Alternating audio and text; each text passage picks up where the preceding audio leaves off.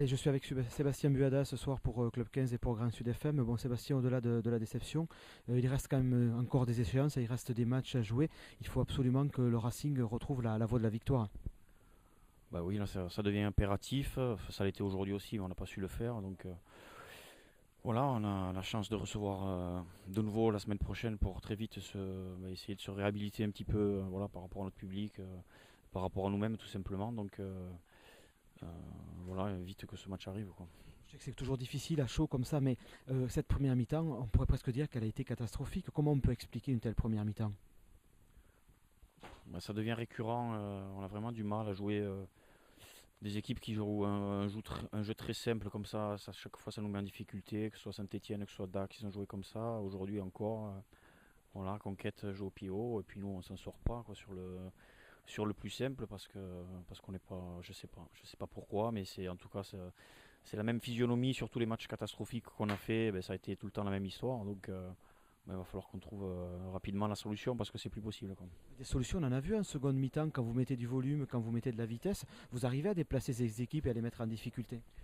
Mais ouais, mais pour mettre du volume, il faut avoir les ballons. En première mi-temps, on les a pas eu assez.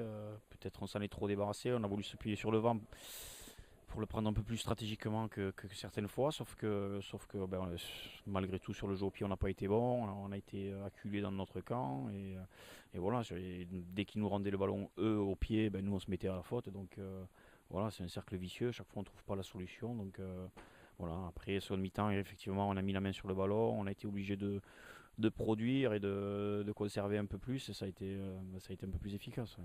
Ce manque d'envie ou ces maladresses ou ces doutes, c'est quand même avant tout mental parce qu'il y a du potentiel à Narbonne. Nous, on vous voit depuis le début de la saison. Il y a vraiment des choses très intéressantes. Comment on peut arriver dans un groupe, je sais que tu n'es pas entraîneur, mais comment on peut arriver justement à passer au-delà de ce doute pour arriver à produire positivement?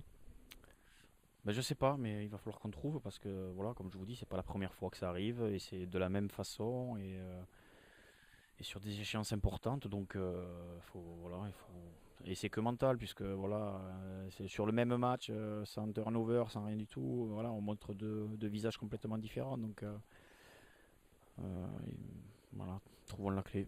Dernière question, mais Auch la semaine prochaine, donc il va falloir d'entrée se mettre au niveau de ce que vous avez produit en deuxième mi-temps face à Auch, parce que Auch, c'est pareil, c'est une équipe qui est très courageuse, qui est présente justement au combat. Comment on peut préparer ce match-là?